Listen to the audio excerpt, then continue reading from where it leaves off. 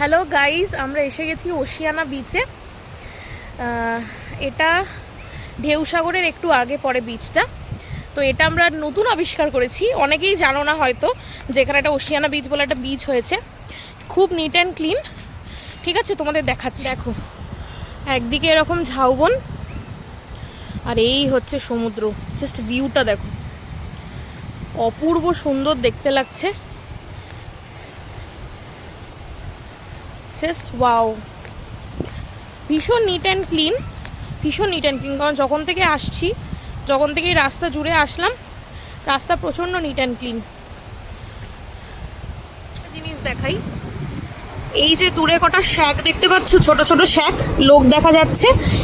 এটা হচ্ছে মেনলি উদয়পুর বিচের যে বিচটার মধ্যে যে শ্যাক বসে, ঠিক আছে, ওই বিচটা, মানে ওটা উদয়পুর বিচ, আর এটা হচ্ছে ওশিয়ানা বিচ।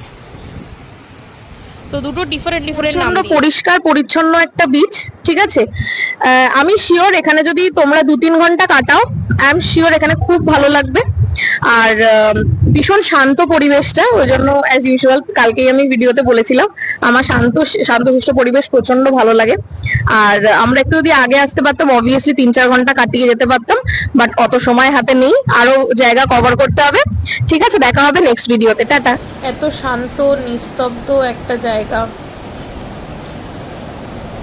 মনে যে কতটা শান্তি লাগছে তোমাদের আমি হয়তো বলে বোঝাতে পারবো না, কিন্তু সত্যিই খুব ভালো।